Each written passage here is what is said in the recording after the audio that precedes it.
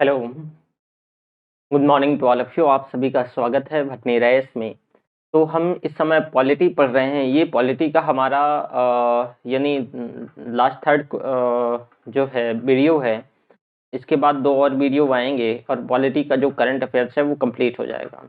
तो यहाँ पे देखना है आपको कि इसके अंतर्गत पॉलिटी के अंतर्गत ये जो हैं आपको कंप्लीट वीडियो पीडीएफ और टेस्ट मिलेंगे। ठीक है, तो चलो शुरुआत करते हैं। आज का जो हमारा पहला इशू है नेट न्यूट्रलिटी और उससे संबंधित नियम। यहां से क्वेश्चन पूछा जा चुका है। नेट न्यूट्रलिटी 2016 में क्वेश्चन आया था। नेट न्यूट्रलिटी और उससे संबंधित नियम, ये हमारा आज का पहला इशू है। भाई नेट न्यूट्रलिटी, इससे संबंधित नियमों को देखो। ये पहले एक्चुअल में चर्चा में कब रहा, क्यों रहा? पिछले वर्ष ये अक्टूबर के आसपास ये चर्चा में रहा, यानी 2020 अक्टूबर। तो भारतीय दूरसंचार नियामक प्राधिकरण जो है, telecom regulatory authority of India, TRAI, TRAI, इसको क्या बोलते हैं? ट्राई, टेलीकॉम रेगुलेट, लिख लो, telecom regulatory authority of India, telecom regulatory authority of India, अर्थात ये ट्राई। तो ट्राई ने दूरसंचार विभाग जो DOT है, दूरसंचार विभाग यानी डिपार्टमेंट ऑफ टेलीकम्युनिकेशन, तो इसको बहुहितधारक निकाय स्थापित करने की सिफारिश की है, ताकि यह सुनिश्चित किया जा सके कि देश के सभी इंटरनेट सेवा प्रदाता जो है नेट न्यूट्रलिटी के प्रावधानों का पालन करें। जब 2000 चर्चा में ये आया था, यूपीएससी ने एक क्वेश्चन बनाया था। एक्चुअल में चर्चा में ये तब आया था जब रिलायंस, उस समय ये जियो नहीं आया था, तो रिलायंस जो था पहले, एक जो रिलायंस ये टेलीकम्युनिकेशन की सर्विस देती थी, तो हुआ क्या था कि जो फेसबुक है, जो कोई रिलायंस यूज करता था, तो फेसबुक क्या है, वो आसानी से उसे एक्सेस कर सकता था। फेसबुक को, ऐप को अगर जिसके पास था तो वो फेसबुक चला करता था, ठीक है, डेटा ना होने पर भी। तो इससे क्या हुआ कि भाई इसमें से एक तरीके से ये जो है एक भेदभाव हो गया, डिस्क्रिमिनेशन हो गया। कैसे कि भाई सभी के साथ इक्वल ट्रीटमेंट होना चाहिए। तो जो तब ये चर्चा में आया telecom regulatory authority of India या भारतीय दूरसंचार विनियामक प्राधिकरण। अब भाई इसके प्रमुख बिंदु क्या हैं, इसके जो अगर हम बात करें तो जो ट्राई है, यानी ट्राई के द्वारा दी गई सिफारिशों के अनुसार यह एक बहुहितकारक निकाय में दूरसंचार सेवा प्रदाता और इंटरनेट सेवा प्रदाता, कंटेंट प्रदाता, शोधकर्ता, शैक्षणिक और तकनीकी समुदाय, नागरिक समाज संगठन और सरकार के प्रतिनिधि शामिल होने चाहिए। यह बहुहितधारक निकाय है और यह गैर लाभकारी संस्था के तौर पे स्थापित किया जाना चाहिए। तो ये क्या है, ये भाई एक गैर लाभकारी जो है, ये एक ऐसा निकाय है बहुहितधारक, और ये गैर लाभकारी संस्था के तौर पे स्थापित किया जाना चाहिए। एक्चुअल में अगर ये स्थापित हो जाता है तो यानी निकाय के क्या क्या कार्य रहेंगे? यह एक बहुहितधारक निकाय मुख्य तौर पे नेट न्यूट्रलिटी के सिद्धांत की निगरानी और जो प्रवर्तन में दूरसंचार विभाग है, डिपार्टमेंट ऑफ टेलीकम्युनिकेशन, तो उसके लिए सलाहकार की भूमिका अदा करेगा। यह निकाय नेट न्यूट्रलिटी के सिद्धांतों के उल्लंघन से संबंधित शिकायतों की जांच करेगा और उसमें से एक्शन लेगा।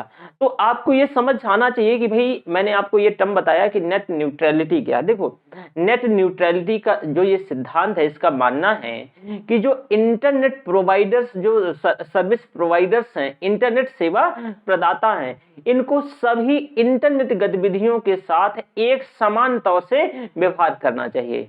सभी इंटरनेट गतिविधियों के साथ एक समान से व्यवहार करना चाहिए। ऐसा नहीं होना चाहिए कि आप फेसबुक खोल रहे हो तो उसमें से डेटा बहुत अच्छा चल रहा है, आप दूसरी तरफ कुछ और खोल रहे हो तो डेटा पुअर चल रहा है। ये क्या हो जाएगा, ये डिस्क्रिमिनेशन हो जाएगा। तो इसमें से एक समान व्यवहार के तौर पे बात करी गई है।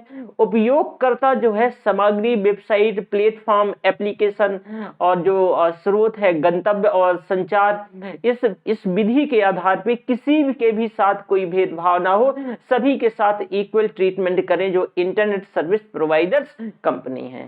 ठीक है, अब इंटरनेट सेवा प्रदाताओं और कंपनियों को किसी विशिष्ट डेटा के लिए अलग कीमतें नहीं लेनी चाहिए, मतलब कोई स्पेशल कीमतें नहीं लेनी चाहिए, चाहे वह डेटा दूसरे वेबसाइटों पर विजिट करने के लिए हो या कोई अन्य सेवाओं के लिए हो, वो एक्स्ट्रा में चार्ज नहीं करेंगे।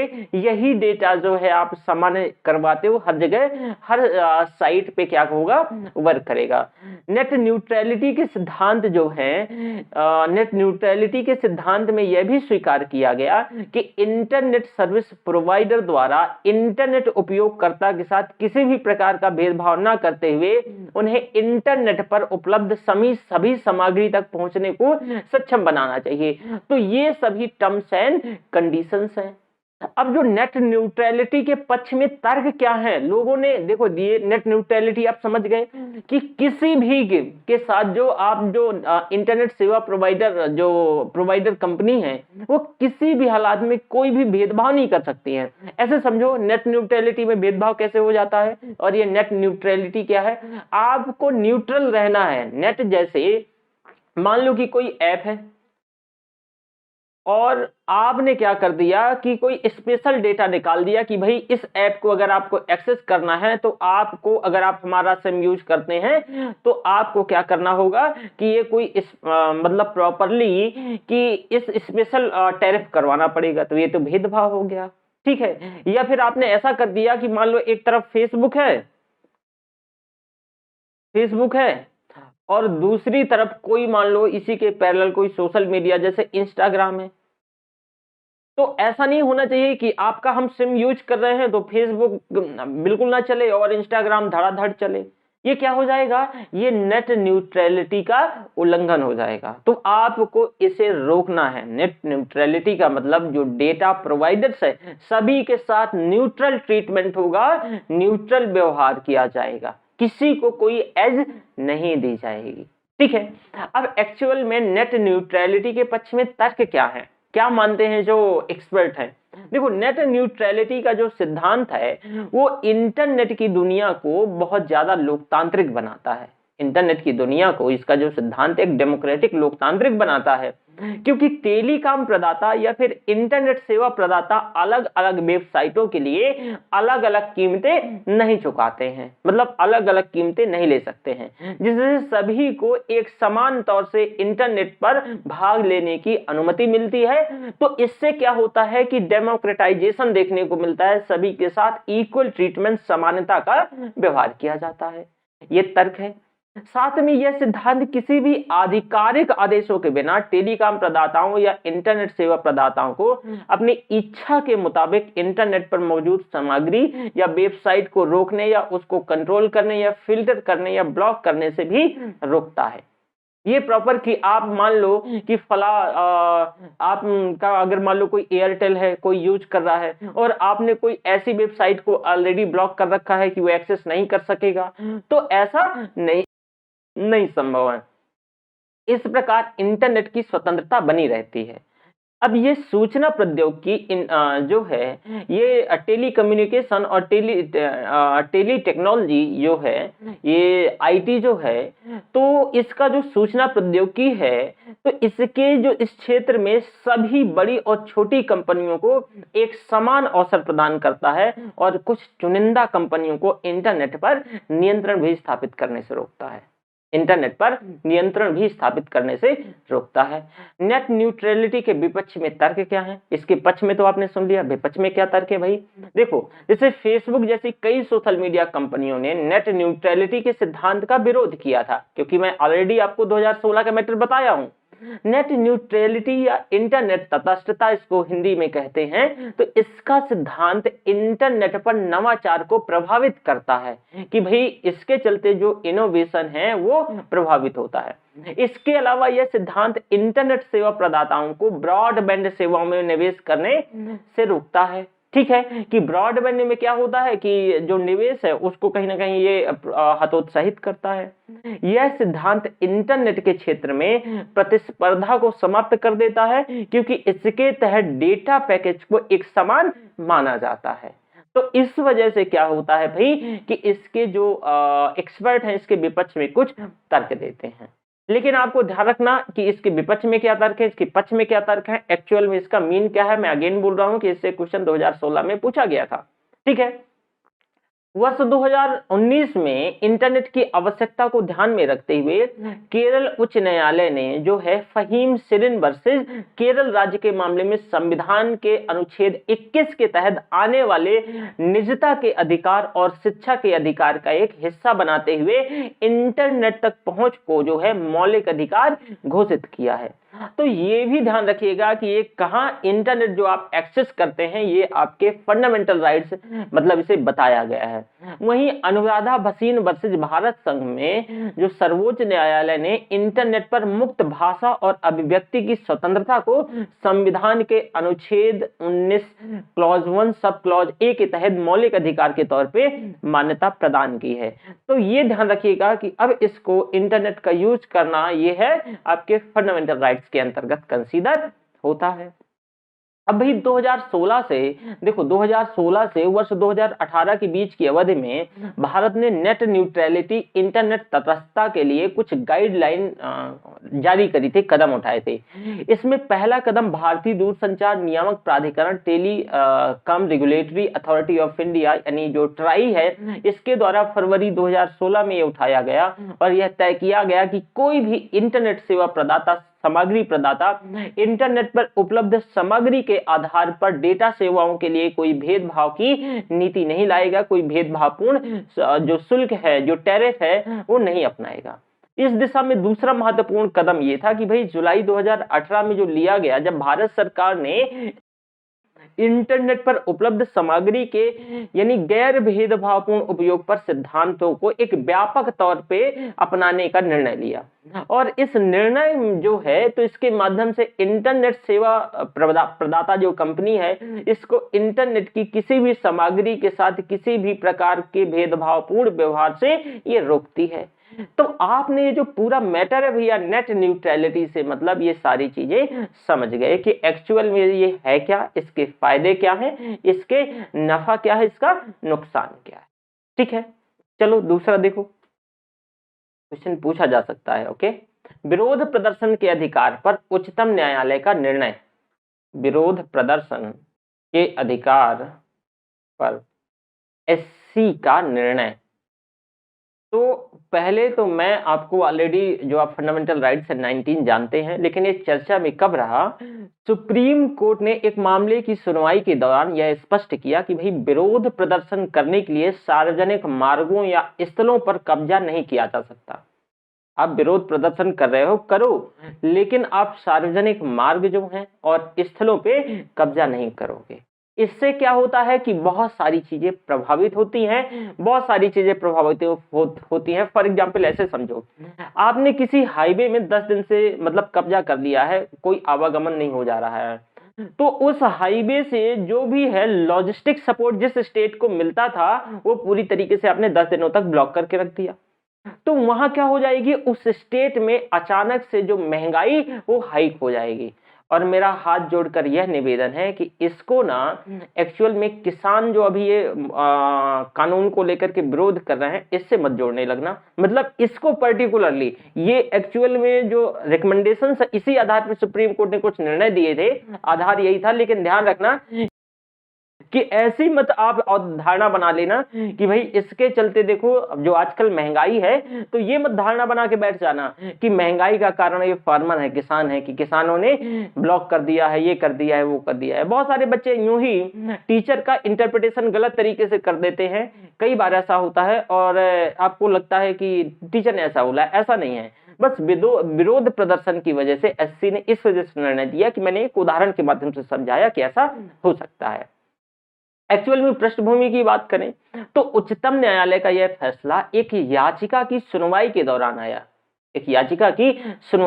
आया, जिसमें से राजधानी दिल्ली के शाहीन बाग में प्रदर्शनकारियों को हटाए जाने की मांग की गई थी, जो पिछले वर्ष सीएए एनसीआर का विरोध कर रहे थे। अब दिल्ली के शाहीन बाग इलाके में दिसंबर 2019 में और मार्च 2020 के बीच जो नागरिकता संशोधन अधिनियम था, इसके खिलाफ जो है धरना प्रदर्शन का आयोजन किया जा रहा था। वहीं 14 जनवरी 2020 को इस मामले में दायर एक याचिका की सुनवाई करते हुए दिल्ली उच्च न्यायालय ने कोई विशेष आदेश दिए और बिना मामले को बंद कर दिए। अब दिल्ली उच्च न्यायालय ने कहा कि भाई दिल्ली पुलिस के पास किसी भी विरोध या आंदोलन की स्थिति में जनता के हित को देखते हुए यातायात को नियंत्रित करने के लिए सभी शक्तियां और सभी अधिकार हैं। ये दिल्ली हाई कोर्ट ने ये बात कही थी। अब नेतृत्व के अभाव को लेकर के तो भाई उच्चतम न्यायालय ने कहा कि देश में कोविड-19 महामारी की जो शुरुआत के बाद प्रदर्शनकारी प्रदर्शन स्थल पर बने रहे और न्यायालय के अनुसार इस बात की संभावना अधिक है कि प्रदर्शनकारियों को कोविड-19 की गंभीरता का अनुमान नहीं था। तो साथ में सुप्रीम कोर्ट को, चलो ये तो ठीक है, ये पहले की बात है, लेकिन सुप्रीम कोर्ट कहाँ गया था जनाब, हम आपसे पूछ रहे हैं कि जब बंगाल में चुनाव हो रहे थे और दूसरी लहर कहर बरपा रही थी, उत्तर प्रदेश में लोकल के इलेक्शन हो रहे थे और लोकल लेवल के पंचायती राज के, और यहाँ कहर बरप रहा था दूसरी वेव का, तब आप कहाँ गए थे? आप क्यों टाइम पे कुछ चीजों में, अब मैं तो ये नहीं कहूंगा नहीं आप कोर्ट आप कंटेम्प्ट बोल देंगे कि मैं ऐसा कर रहा हूं, लेकिन आपसे बहुत उम्मीदें हैं, पूरे देश भर की उम्मीदें होती हैं, तो कम से कम थोड़ा सा एक्टिव होने की जरूरत है। ठीक है, मैं सुझाव नहीं दे रहा हूं, बस आप ये खुद इन सारी चीजों से वाकिफ है, तो कम से कम आप उन चीजों को लेकर के भी जरा अपने गाइडलाइन जारी कर दिया करिए। क्योंकि देखिए, मैं जो पिछले इलेक्शन की अभी जो बंगाल में हुआ, मैं किसी पर्टिकुलरली पार्टी की बात नहीं कर रहा, सब चुनाव प्रचार में बिजी थे और देखिए कि क्या हाथ शुरू हुआ।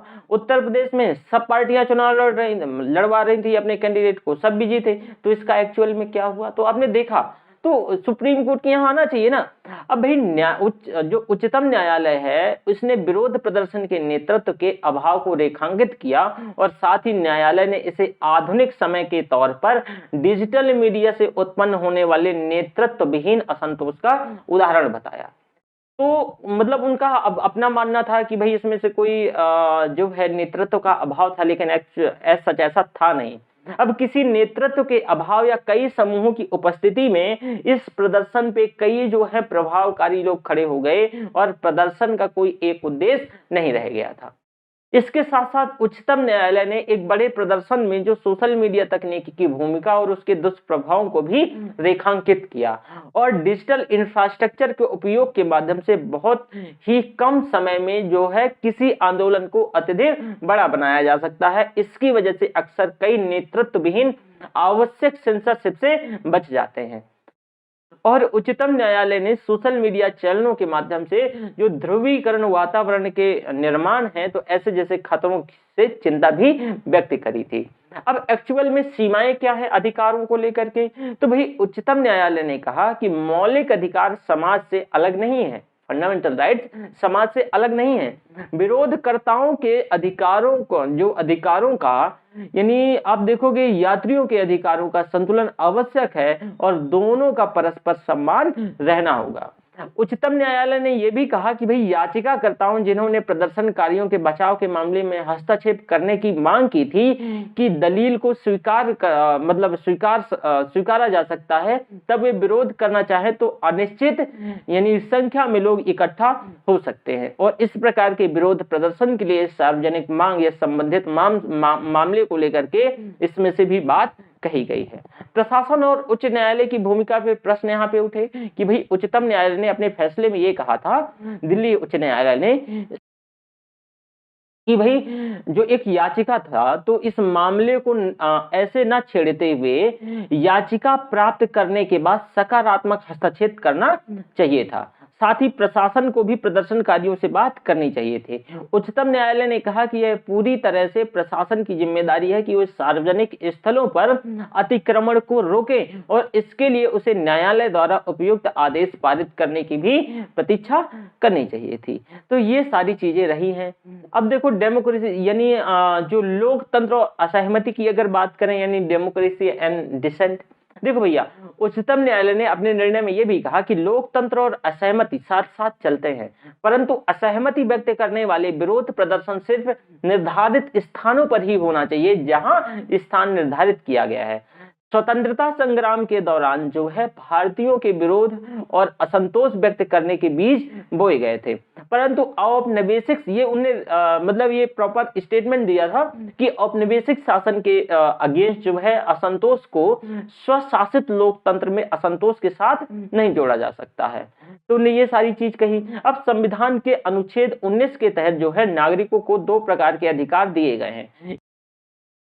एक तो article 19 clause 1 sub clause A, इसके तहत बोलने और अभिव्यक्ति की स्वतंत्रता का अधिकार दिया गया है। वहीं आपको article 19 clause 1 sub clause B, इसके तहत हथियार जो है किसी भी स्थान पर मतलब बिना हथियार के किसी भी स्थान पर शांतिपूर्ण इकट्ठा होने का अधिकार दिया गया है। तो ये अधिकार एक साथ मिलकर नागरिकों को जो है शांति से इकट्ठा होने और राज्य की कार्यवाही या निष्क्रियता के खिलाफ विरोध प्रदर्शन करने में सक्षम बनाते हैं। तो ये एक्चुअल में ध्यान रखिएगा, ठीक है। उच्चतम न्यायालय ने यह भी कहा कि भाई लोकतंत्र में बोलने की स्वतंत्रता और शांतिपूर्ण विरोध के अधिकार को बहुमूल्य माना जाता है और इसे प्रोत्साहित और सम्मानित किया जाना चाहिए, परंतु ये अधिकार संप्रभुता, अखंडता, सार्वजनिक व्यवस्था के लिए लगाए गए उचित जो प्रतिबंध है उनके अधीन भी हैं, जो कि अनुच्छेद आर्टिकल 19 क्लॉज 2 के तहत इस बात की बात करी जाती है।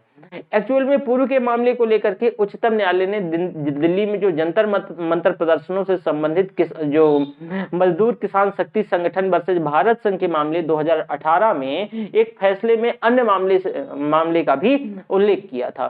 तो ये सारी चीजें मतलब विरोध प्रदर्शन के निर्णय में उच्चतम न्यायालय ने साथ बात करी थी।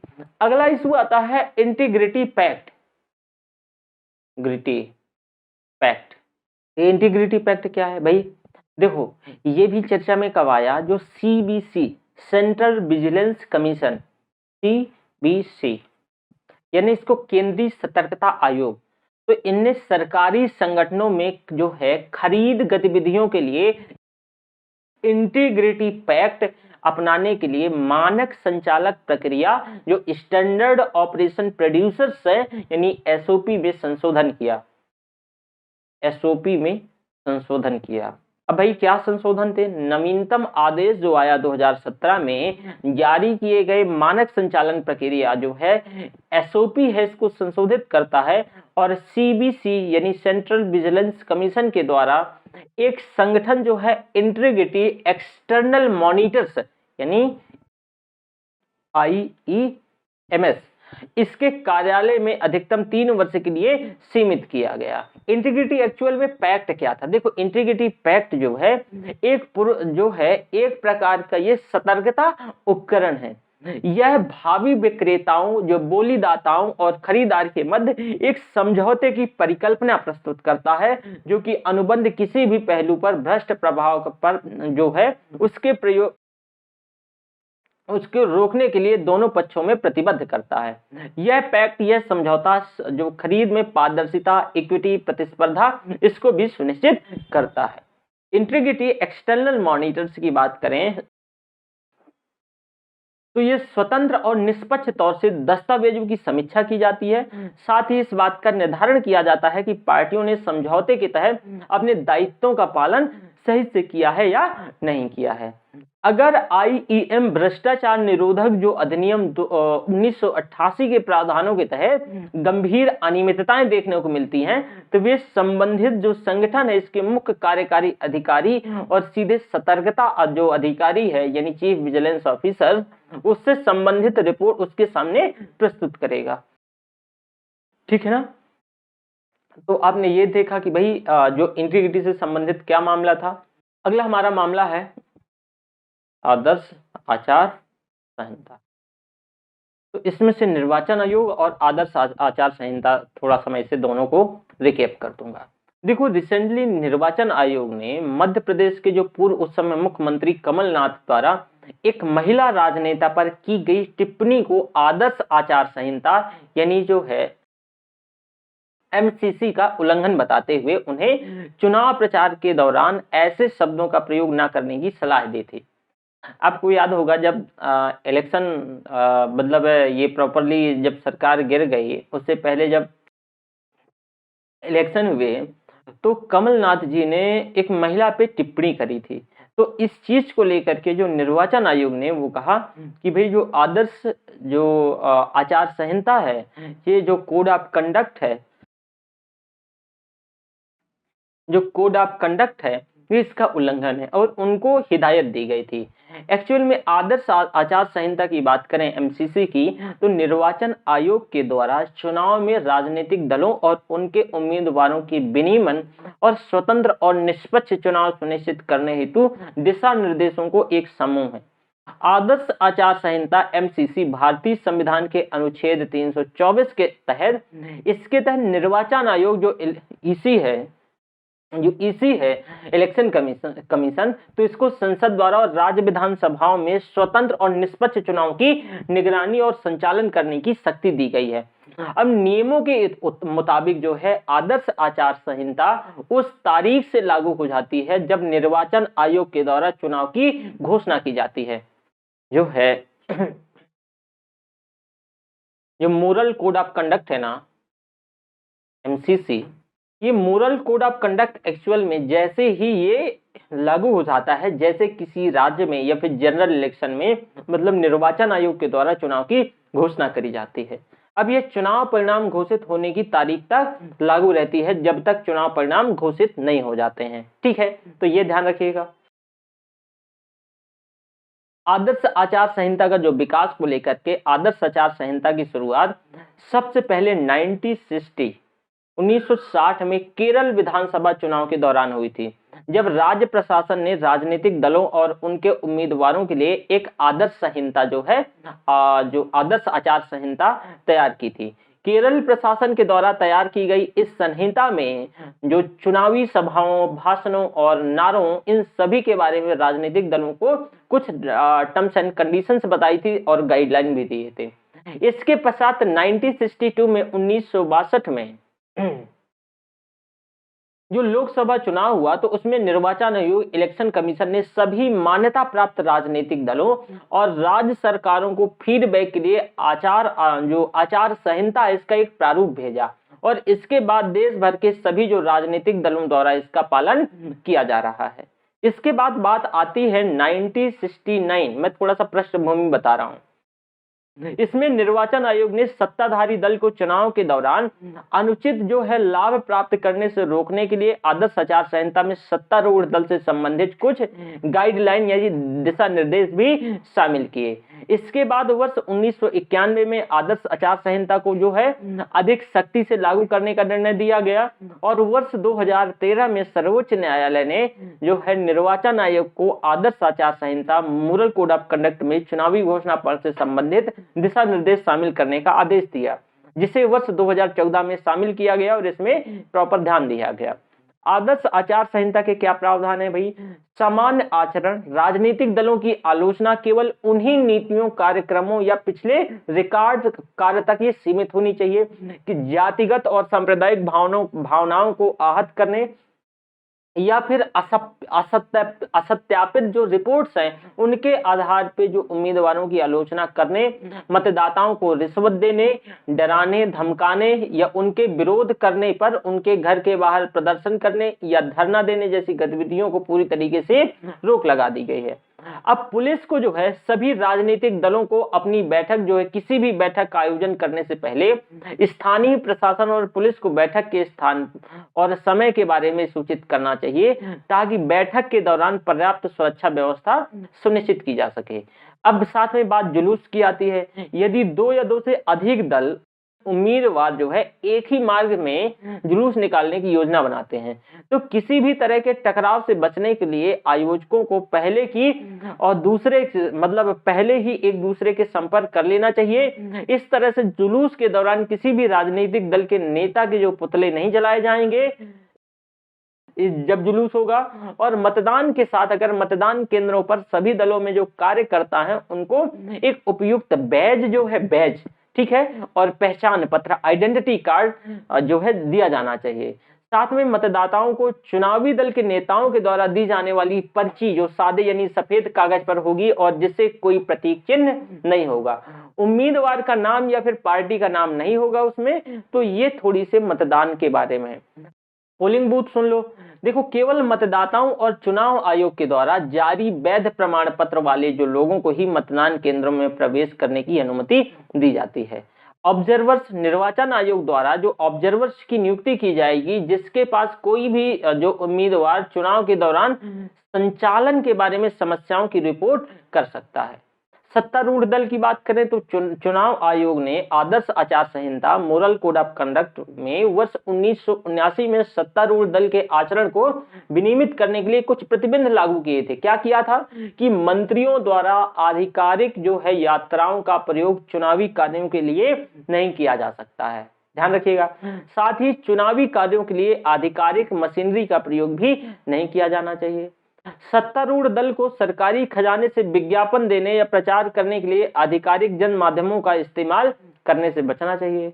मंत्रियों और राजनीतिक पदों पर बैठे अन्य लोगों को आदर्श आचार संहिता लागू होने के बाद किसी भी तरह की वित्तीय अनुदान की घोषणा नहीं करनी चाहिए। सड़कों के निर्माण, पेयजल की व्यवस्था, इन आदि का वादा नहीं करना चाहिए। ये सारी चीजें हैं। वहीं अन्य दलों को सार्वजनिक स्थानों का जो है उपयोग करने की अनुमति दी जानी चाहिए। चुनावी घोषणा पत्र राजनीतिक दलों को ऐसे वादे करने से बचना चाहिए जो मतदाताओं को अनुचित प्रभाव डाल सके।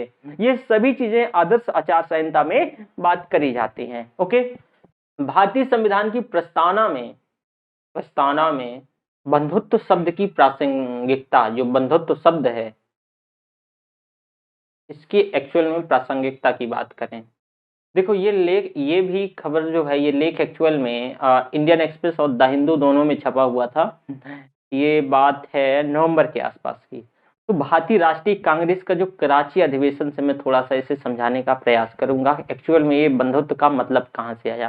देखो, भारतीय संविधान निर्माण की ऐतिहासिक यात्रा में कुछ जो बड़े विद्वान थे, संविधान वेत्ता थे, उनमें से एक प्रमुख घटना मतलब ये उल्लेख किया गया और इनमें से एक प्रमुख घटना थी जिसे भारतीय राष्ट्रीय कांग्रेस का जो अधिवेशन 1931 का मौलिक अधिकार संकल्प और प्रस्ताव यानी भारतीय राष्ट्रीय कांग्रेस ने कराची अधिवेशन में ये प्रपोजल जो है रेजोल्यूशन संकल्प लिया कि भविष्य में किसी भी संविधान में लोगों के मौलिक अधिकार जैसे संगठन बनाने की स्वतंत्रता, अभिव्यक्ति, प्रेस की स्वतंत्रता, अंतःकरण की स्वतंत्रता, धर्म के अबाध रूप से मनाने की, आचरण की स्वतंत्रता को शामिल किया जाएगा। बेशक 1975 में इंदिरा जी इस चीज को भूल गई थी, लेकिन ये जो 1931 का कराची अधिवेशन था, ये रेजोल्यूशन वहीं दिया गया था। 29 मार्च 1931 में कराची में कांग्रेस का अधिवेशन आयोजित किया गया और इसकी अध्यक्षता बताओ कौन कर रहे थे? सरदार वल्लभ भाई पटेल। ठीक है, इन्होंने करी थी। इस अधिवेशन में दिल्ली समझौते यानी कि गांधी इरविन समझौते को स्वीकृति प्रदान की गई थी और पूर्ण स्वराज्य के लक्ष्य को भी दोहराया गया था। वहीं भगत सिंह, राजगुरु, सुखदेव की भी वीरता और बलिदान की प्रशंसा की गई थी। यद्यपि यहाँ कांग्रेस ने किसी भी प्रकार की राजनीतिक हिंसा का समर्थन करने की जो अपनी नीति है उसको दोहराई थी कि हम किसी भी प्रकार की हिंसा का समर्थन नहीं करते हैं। इस अधिवेशन में कांग्रेस ने दो प्रमुख प्रस्तावों को अपनाया और इसमें मूलभूत अधिकारों जो है राजनीतिक अधिकारों से, तो दूसरा राष्ट्रीय आर्थिक कार्यक्रमों से संबंधित रहा है। एक मूलभूत राजनीतिक अधिकारों से जुड़े प्रस्ताव को लेकर के उसमें कुछ ऐसे प्रावधान थे कि भाई अभिव्यक्ति और प्रेस की स्वतंत्रता, संगठन बनाने की स्वतंत्रता, सार्वभौम वयस्क मताधिकार के आधार पर चुनाव की स्वतंत्रता, सभा व सम्मेलन आयोजित करने की स्वतंत्रता, जाति, धर्म, लिंग के आधार पर भेदभाव किए बिना किसी कानून के समझ समानता, सभी धर्मों के प्रति राज्य का तटस्थता का भाव, निःशुल्क और अनिवार्य प्राथमिक शिक्षा की गारंटी, ये सारी चीजें। वहीं राष्ट्रीय आर्थिक कार्यक्रम से संबंधित जो प्रस्ताव पारित हुए थे उनमें कुछ ऐसी कंडीशन थे कि भाई मजदूर किसानों को अपनी यूनियन बनाने की स्वतंत्रता होगी, मजदूरों के लिए बेहतर सेवा शर्तें होंगी, महिला मजदूरों की सुरक्षा और काम में जो नियमित घंटे होंगे, किसानों को कर से राहत और जो है सूदखोरों से का जो नियंत्रण है उससे राहत मिलेगी। अलाभकारी जोतों को लगान से मुक्ति दी जाएगी। लगान और मालगुजारी से उचित कटौती होगी। प्रमुख उद्योगों, परिवहन, खदान और इन सारी चीजों पर नियंत्रण रखने का भी वचन की बात करी गई है। अब बात आता है एनिहिलेशन ऑफ कास्ट, यानी एनिहिलेशन ऑफ कास्ट का मतलब क्या है? भारतीय संविधान निर्माण की यात्रा में दूसरी एक प्रमुख घटना होती है 1936 में, और ये जो 1936 की घटना है, डॉक्टर अंबेडकर साहब जो है उनका एक भाषण था एनिहिलेशन ऑफ कास्ट, जिसमें उन्होंने ये कहा था कि भाई यदि आप जाति नहीं चाहते हैं तो आपका आदर्श समाज क्या है? अगर आप जाति नहीं चाहते हैं तो आपका आदर्श समाज क्या है? ये एक प्रश्न है जो कि आपसे पूछा जाना चाहिए, और यदि आप मुझसे पूछें तो मेरा आदर्श स्वतंत्रता, समानता और बंधुत्व पर आधारित समाज होगा। ध्यान से सुनना, जो हमने इनने 1936 में एक स्पीच में एनिहिलेशन ऑफ कास्ट की बात करी तो उन्होंने 3 शब्दों का प्रयोग किया, स्वतंत्रता, समानता और बंधुत्व पर आधारित समाज की बात करते हैं। वहीं अब डॉक्टर भीमराव अंबेडकर जो है प्रमुख नेताओं में से एक ऐसे नेता थे जिन्होंने भ्रातृत्व, बंधुत्व शब्द को भारत की संवैधानिकता, संविधान में चर्चा किया और शामिल भी किया। ठीक है, तो ये ध्यान रखिएगा। उद्देश्य प्रस्ताव जो है ऑब्जेक्टिव रेजोल्यूशन के बारे में, संविधान सभा की पहली बैठक 9 दिसंबर 1946 को हुई और 13 दिसंबर 1946 को पंडित जवाहरलाल नेहरू जी ने उद्देश्य प्रस्ताव पेश किया। इससे संवैधानिक संरचना और ढांचे की एक झलक देखी जाती है, इससे एक झलक मिलती है, और इस प्रस्ताव को 22 जनवरी 1947 को यानी सर्वसम्मति से स्वीकार कर लिया गया। इसमें कहा गया कि भाई भारत के सभी लोगों के लिए न्याय, सामाजिक, आर्थिक और राजनीतिक स्वतंत्रता, सुरक्षा, अवसर की समता, विधि के समक्ष समता, विचार और अभिव्यक्ति, विश्वास, भ्रमण, संगठन बनाने की स्वतंत्रता, लोक नैतिकता की स्थापना सुनिश्चित की जाएगी। और इसमें से जो सब मैंने आपको शब्द बताए ये प्रस्तावना की एक स्पष्ट रूपरेखा भी प्रस्तुत करते थे, किंतु इसमें जो बंधुत्व शब्द है ये नहीं पाया जा रहा था, इसका अभाव था। वहीं 21 फरवरी 1948 को प्रारूप समिति के अध्यक्ष के तौर पे डॉक्टर साहब यानी डॉक्टर भीमराव अंबेडकर जी ने संविधान सभा के अध्यक्ष जो उस समय राजेंद्र प्रसाद जी थे तो उनको एक पत्र लिखा और उसमें कहा कि भाई प्रारूप समिति में प्रस्तावना में बंधुत्व से संबंधित एक नया खंड जोड़ा है। हालांकि यह उद्देश्य प्रस्ताव में नहीं है और प्रारूप समिति ने महसूस किया कि वर्तमान समय में भारत में बंधुत्व और सद्भाव की सबसे अधिक आवश्यकता है। ठीक है, तो इससे संबंधित चीजें देखिए आपने। अब देखो 30 जनवरी 1948 को महात्मा गांधी जी की हत्या कर दी जाती है और देश भर में एक जन आक्रोश उमड़ जाता है, ये चरम पर पहुंच जाता है। वहीं 25 नवंबर 1949 को संविधान सभा के अपने प्रसिद्ध भाषण में डॉक्टर साहब यानी डॉक्टर भीमराव अंबेडकर जी ने बंधुत्व के बिना समानता, स्वतंत्रता की जड़ें अधिक गहरी नहीं होंगी, उन्हें ये शब्द कहा था। अब भारतीय संविधान और बंधुत्व की बात करें, बंधुत्व का मतलब क्या है? भाईचारे की भावना, फ्रेटर्निटी, भ्रातृत्व। यानी भारतीय संविधान एकल नागरिकता तंत्र के माध्यम से भाईचारे की भावना को प्रोत्साहित करता है। वही मौलिक कर्तव्य अनुच्छेद 51(1) भी कहते हैं कि प्रत्येक भारतीय नागरिक का कर्तव्य है कि वह धार्मिक, भाषाई, क्षेत्रीय या वर्ग विविधता से ऊपर उठकर सौहार्दता और आपसी भाईचारे की भावना को भी प्रोत्साहित करेगा। ठीक है, साथ में प्रस्तावना में यह भी बताया गया कि भाई जो बंधुत्व के दायरे में 2 बातों को सुनिश्चित करना होगा, एक तो व्यक्ति का सम्मान और देश की एकता, अखंडता। जो कि अखंडता शब्द है ये 42वें संविधान संशोधन 1976 में प्रस्तावना में ऐड किया गया था। तो भारतीय संदर्भ में जो बंधुत्व के सम्मुख कुछ चुनौतियां हैं, जैसे कि भारतीय संविधान में वर्णित एकल नागरिकता के बावजूद 2002 में गुजरात के दंगे आपने देखा ही, ये किसी से छुपा नहीं। और उस समय सेंट्रल में जो है प्राइम मिनिस्टर हमारे कौन हुआ करते थे? अटल बिहारी वाजपेयी साहब हुआ करते थे और गुजरात में सीएम नरेंद्र मोदी साहब हुआ करते थे। तो इनको राजधर्म के पालन की बात कही थी अटल बिहारी जी ने, और ये बहुत बड़ी बात थी। हालांकि आज कोई सोचे या ना सोचे वो बात अलग है, लेकिन बोले कि राजधर्म का पालन करना चाहिए था।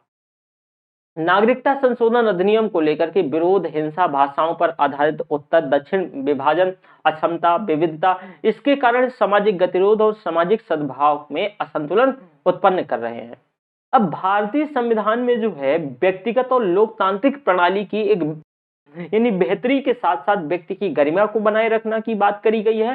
इसके साथ उसकी जो चुनौतियों में जाति, लिंग पर आधारित जो असमानता है, महिलाओं की जो निम्न सामाजिक स्थिति है, जैसे बलात्कार, घरेलू हिंसा, कम आर्थिक भागीदारी, लोकतांत्रिक देश में चुनाव में धन का बाहुबल, muscles power and money power, ये सारी चीजें इसमें से प्रॉपर बोला गया कि इसे हर हाल में आपको खत्म करना पड़ेगा।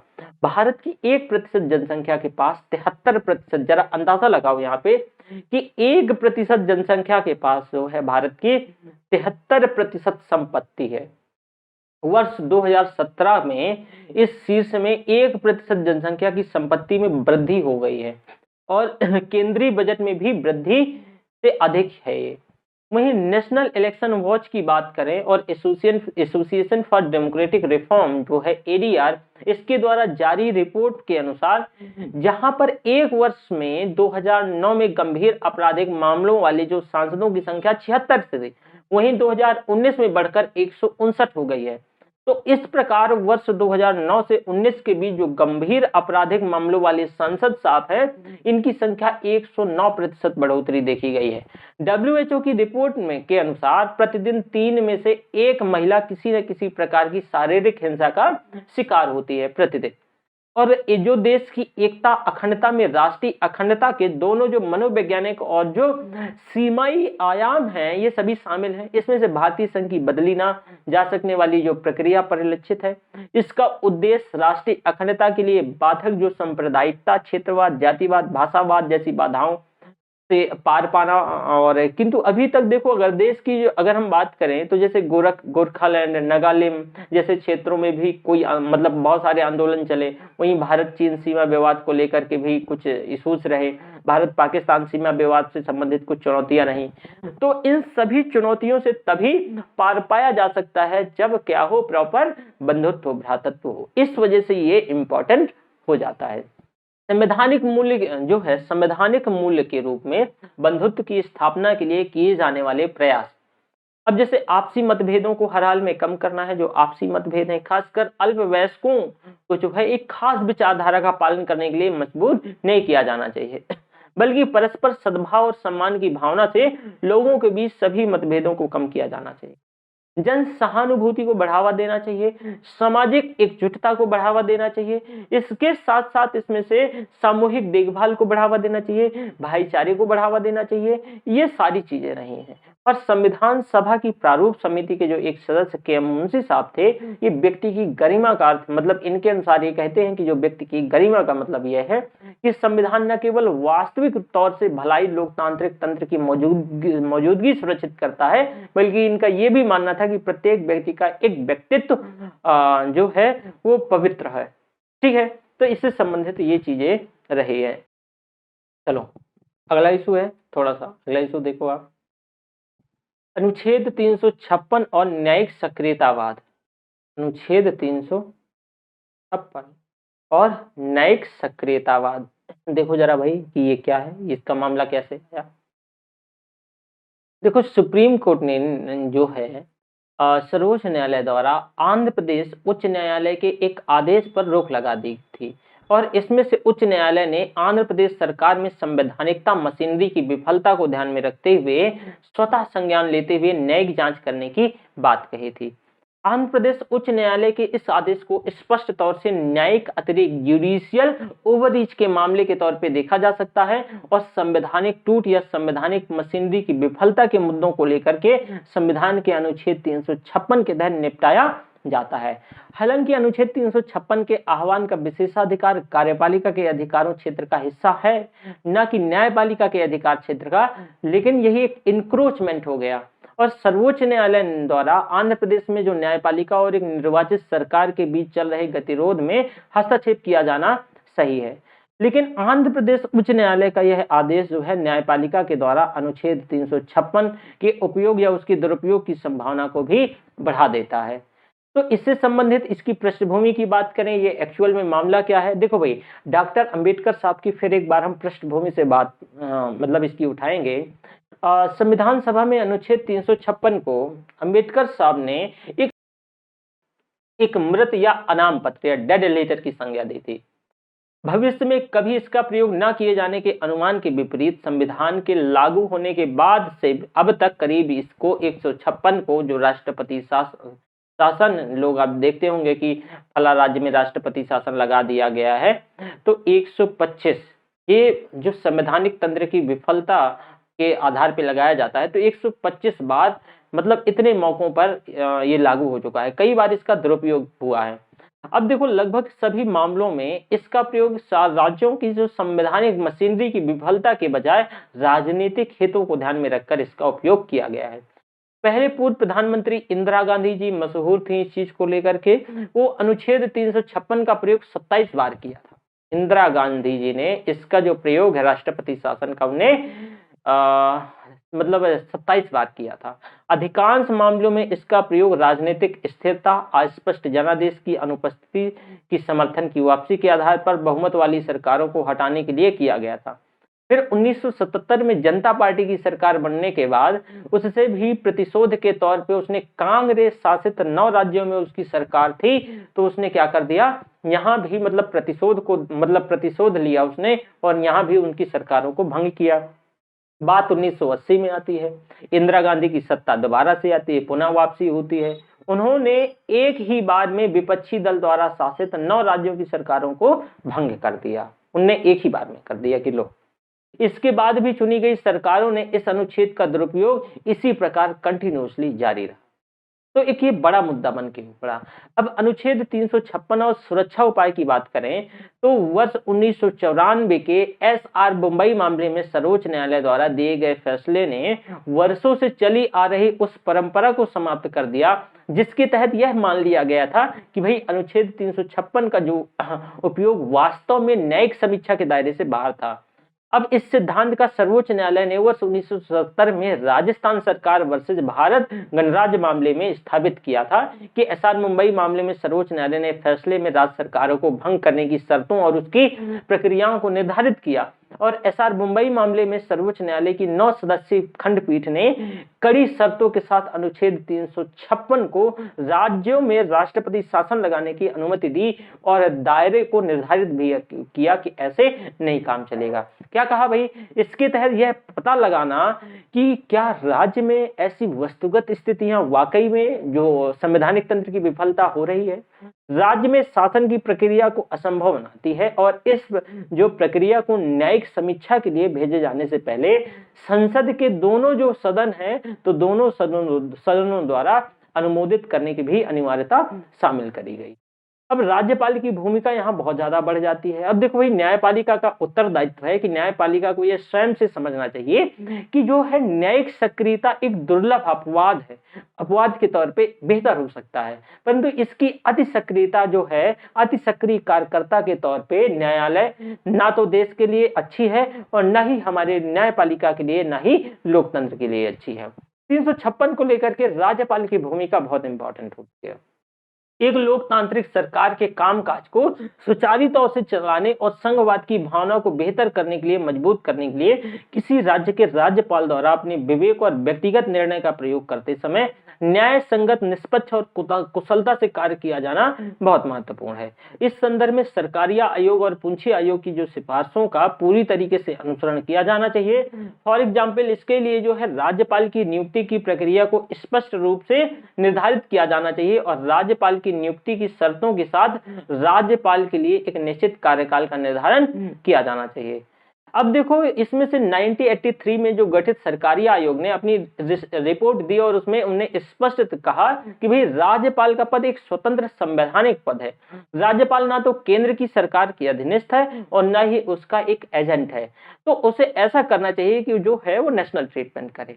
राष्ट्रपति की सक्रियता की आवश्यकता की यहाँ अगर बात करें तो भारतीय संविधान के तहत राष्ट्रपति केंद्रीय मंत्रिमंडल की सहायता और सुझाव के प्रति बाध्य होता है।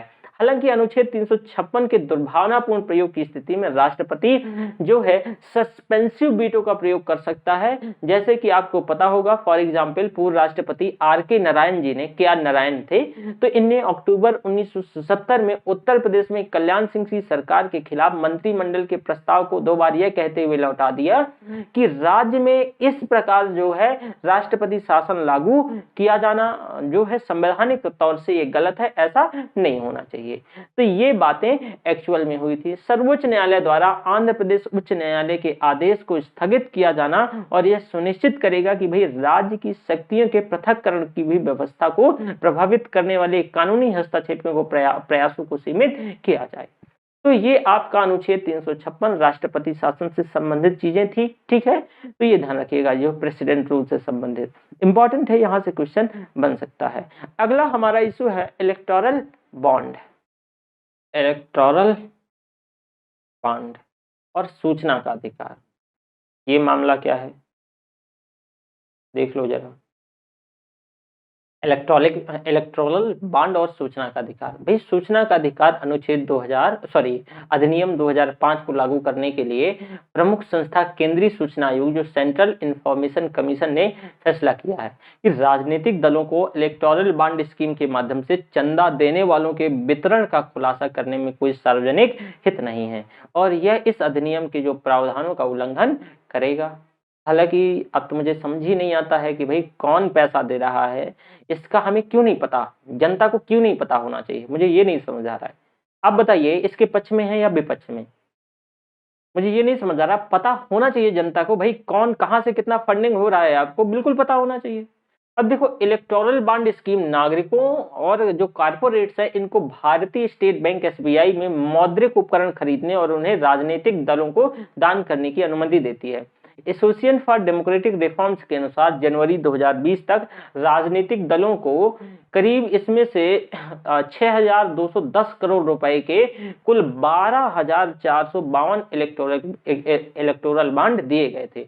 अब CIC ने पाया कि दानदाताओं हैं इनको और लोगों के नामों का खुलासा RTI अधिनियम 2005 की धारा जो 8(1) EJ में निहित प्रावधानों के उल्लंघन के कारण हो सकता है। और जो ये धारा है एक सार्वजनिक प्राधिकरण को किसी भी व्यक्ति या उसके जो प्रत्येक संबंधों के साथ संबंध में जो नागरिक जानकारी उपलब्ध करवाने के लिए छूट देती है, जब तक कि सक्षम प्राधिकारी इस बात से संतुष्ट ना हो जाए कि इस तरह की जानकारी का खुलासा करने में एक बड़ा सार्वजनिक हित निहित है, तब तक ये नहीं कर सकता है। अब देखो ये बहुत सारी चीजें हैं इसको लेकर के, इलेक्टोरल बॉन्ड्स को लेकर के चिंताएं भी हैं, चिंता कालाधन को लेकर के है। मैं थोड़ा थोड़ा इसमें आपको बता देता हूँ।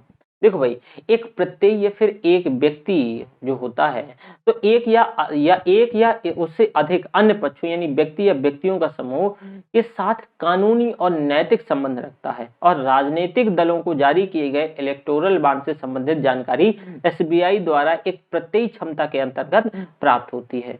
इससे पहले जनवरी 2020 में CIC ने केंद्र को निर्देश दिया था कि वह इलेक्टोरल बॉन्ड स्कीम के तहत दान देने वाले ऐसे दानदाताओं का नाम प्रकट करे जो यह चाहते हैं कि उनकी पहचान गोपनीय रहे, ये कहा था। अब इसमें चिंताएं सबसे बड़ी क्या हैं, देखो चिंताएं ये हैं कालाधन को लेकर के। कारपोरेट दान पर 7.5% की कैप का जो उन्मूलन है, लाभ और हानि के संबंध में जो है राजनीतिक योगदानों को प्रकट करने की आवश्यकता का उन्मूलन है। इस प्रावधान को समाप्त करना एक निगम को अस्तित्व में 3 वर्ष तक होना चाहिए और इस योजना के आशय का रेखांकित करना चाहिए। कोई भी संकटग्रस्त या समाप्त होने की कगार पर जो खड़ी कंपनी एक राजनीतिक पार्टी को गुमनाम तौर से असीमित धनराशि कर सकती है जो उसे किसी चीज के बदले या किसी भी लाभ या टैक्स या हेवन जो कंट्री है उसमें जमा की गई नकदी के तौर पे व्यापार के लिए एक सुविधाजनक चैनल दे सकती है।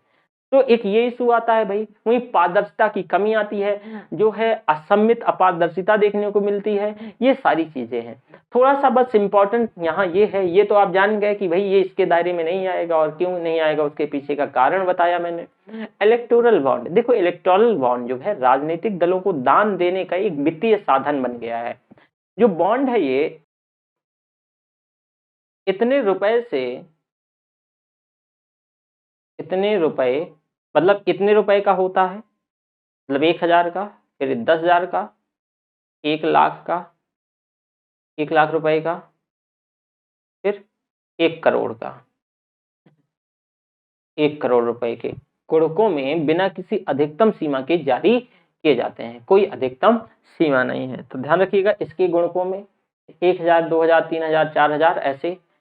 फिर ये क्या होगा 10,000, 20,000, 50,000, 40,000, 1 लाख, 2 लाख, 3 लाख, 1 करोड़, 2 करोड़, मतलब इसी के मल्टीपल्स पे। ठीक है।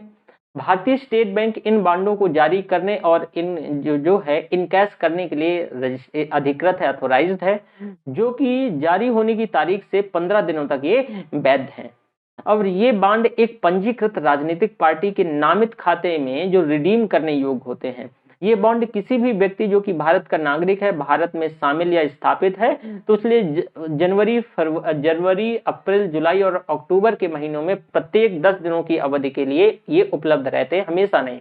जैसा कि अगर हम बात करें तो केंद्र सरकार के द्वारा जो है निर्दिष्ट किया जाता है कि एक व्यक्ति या तो अकेले या अन्य व्यक्तियों के साथ संयुक्त तौर से बॉन्ड खरीद सकता है और बॉन्ड पर डोनर का नाम नहीं बताया जा सकता है, ये बात कही है।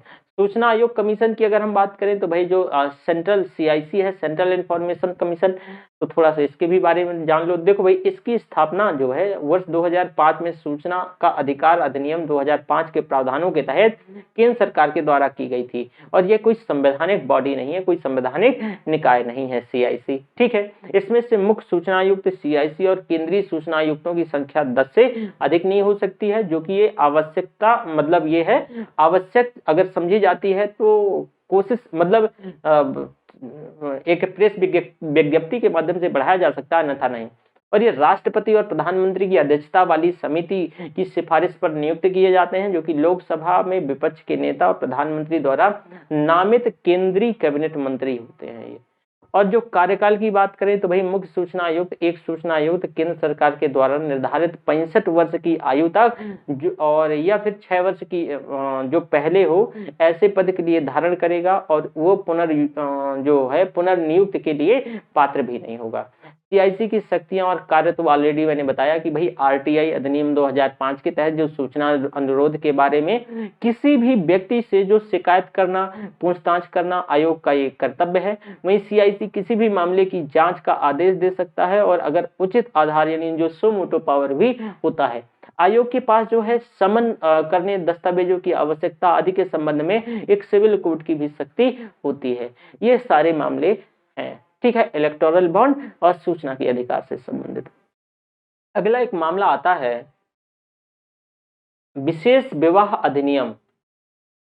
विशेष विवाह अधिनियम अब हाल ही में जो इलाहाबाद उच्च न्यायालय ने केवल विवाह हेतु अपना धर्म बदलने के मुद्दे पर अपनी चिंता व्यक्त करी है कि आप विवाह के लिए विभिन्न धर्मों के 2 व्यक्ति विशेष विवाह अधिनियम यानी स्पेशल मैरिज एक्ट इसके तहत विवाह कर सकते हैं। इसके पश्चात भी केवल विवाह के लिए जो प्रत्यक्ष और परोक्ष तौर से जबरन धर्मांतरण चिंता का एक विषय उन्होंने व्यक्त किया। इससे जो है व्यक्ति के मौलिक अधिकार बाधित होते हैं।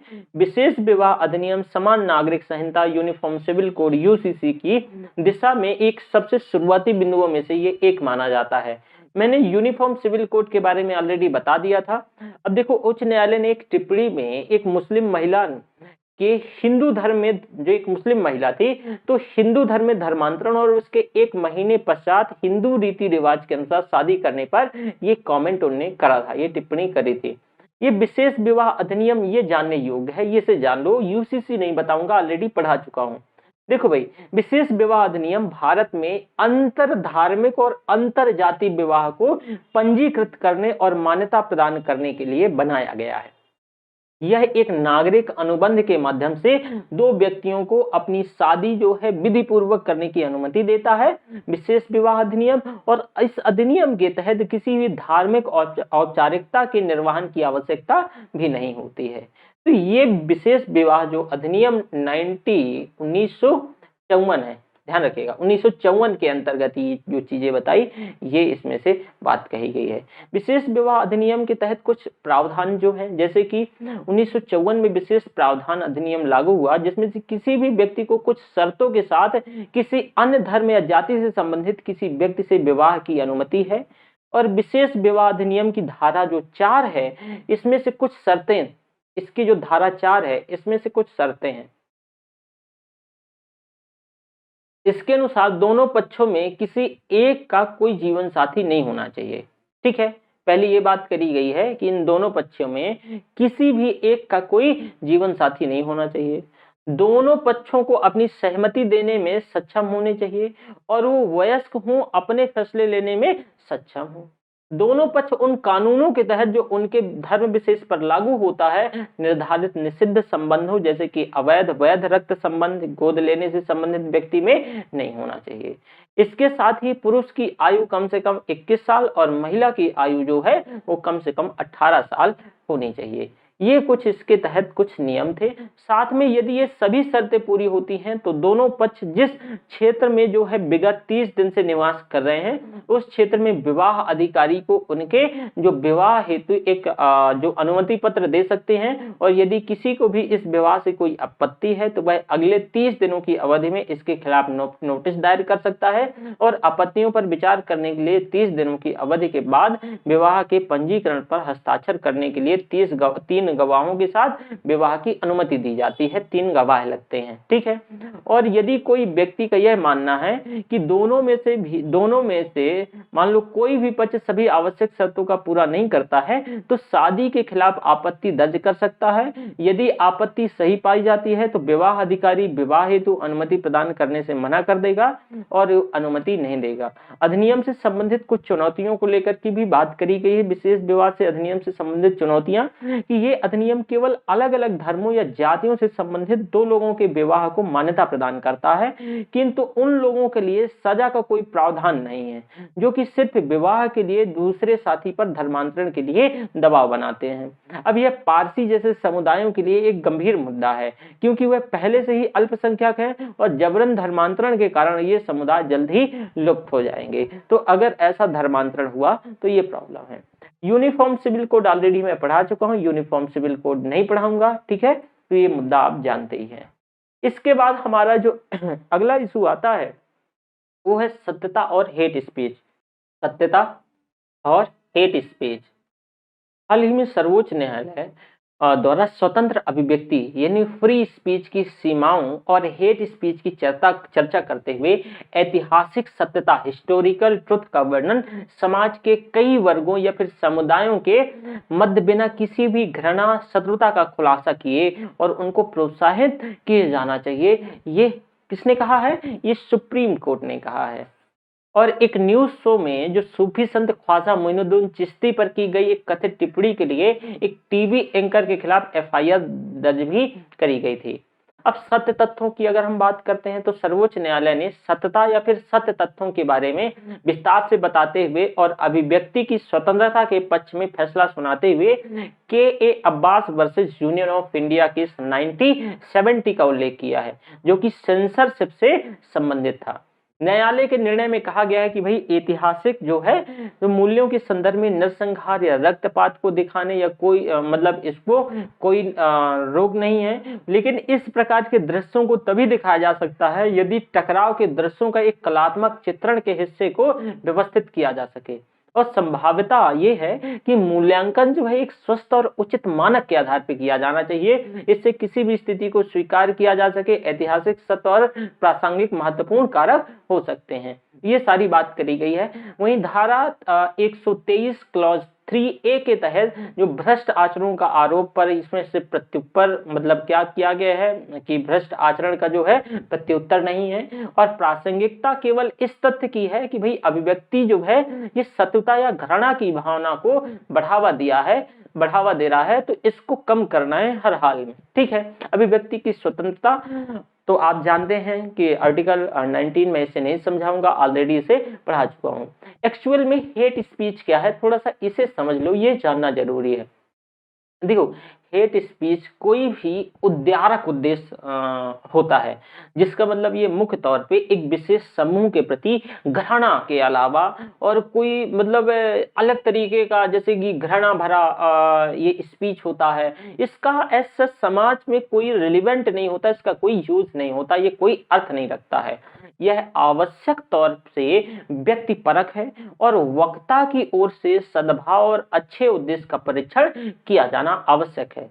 हेट स्पीच की मर्यादा के संदर्भ में न्यायालय ने कहा कि किसी के द्वारा भी जाति, धर्म, पंथ, क्षेत्रीय आधार पर भेदभाव के प्रसार की निंदा और इसकी जांच की जा सकती है। अगर कोई ऐसा स्पीच देता है तो हेट स्पीच कहलाएगी।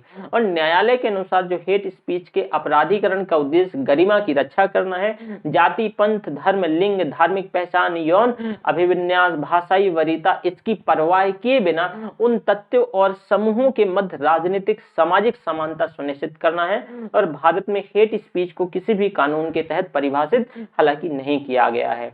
कुछ विधानों में किए गए जो विधि प्रावधान है, अभिव्यक्ति की स्वतंत्रता के कुछ एक्सेप्शंस हैं, मतलब आप कुछ भी कहोगे वो आपकी अभिव्यक्ति की स्वतंत्रता नहीं है, लेकिन ऐसा जो हेट स्पीच शब्द को लेकर के संविधान में कोई ऐसा प्रावधान नहीं। ठीक है, तो आपने इस चीज को भी देख लिया। अब उम्मीद करता हूं ये आप समझ गए होंगे। ठीक है, गैर निवासी भारतीयों को मतदान का अधिकार, ये भी थोड़ा सा देख लो। गैर निवासी भारतीय को मतदान का अधिकार, देखो भारतीय चुनाव आयोग, election commission of India ECI ने कानून और न्याय मंत्रालय को सूचित किया कि वह अगले वर्ष असम, पश्चिम बंगाल, केरल, तमिलनाडु, पुडुचेरी में होने वाले जो चुनाव में, अब जैसे बंगाल का चुनाव हो गया, केरल का भी हो गया, तमिलनाडु का हो गया, पुडुचेरी का हो गया, तो जब ये चुनाव हुए नहीं थे तब इलेक्शन कमीशन ऑफ इंडिया ने कहा था कि जो आने वाले जो चुनाव हैं, अगले चुनाव में, तो इसमें इलेक्ट्रॉनिक तौर से जो है प्रेषित पोस्टल बैलेट सिस्टम का प्रयोग गैर निवासी जो एनआरआई है इनके लिए करने के लिए टेक्नोलॉजी और प्रशासनिक तौर से तैयार हैं। उसने ये बोला था कि हम, हमारी तकनीकी भी सुरक्षित है और हम प्रशासनिक तौर से तैयार हैं। साथ में आप पृष्ठभूमि को लेकर के बात करें तो वर्ष 2013 और 2014 में इलेक्शन कमीशन ऑफ इंडिया ने कई सांसदों, उद्योगपतियों, मंत्रियों के अनुरोध पर सर्वोच्च न्यायालय सुप्रीम कोर्ट ने गैर निवासी भारतीयों द्वारा याचिका दायर करने के बाद जो संभावित विकल्पों की भी तलाश शुरू कर दी थी। और वर्ष 2014 के लोकसभा चुनाव के बाद मुख्य तौर से 3 विकल्पों पर अध्ययन करने के लिए 12 सदस्यीय समिति का भी गठन किया गया था। इसमें क्या क्या, एक डाक द्वारा मतदान, एक विदेशी जो है यानी विदेशों में भारतीय जो मिशनों द्वारा मतदान, और ऑनलाइन वोटिंग की सुविधा। साथ में समिति ने जो ऑनलाइन मतदान से इनकार कर दिया और इसके पीछे उनका तर्क था कि मतदान की गोपनीयता को खत्म कर सकता है ये। इसके अलावा पर्याप्त संसाधनों के अभाव के कारण जो है विदेशों में भारतीय मिशनों पर मतदान करने का भी प्रस्ताव भी रद्द किया गया।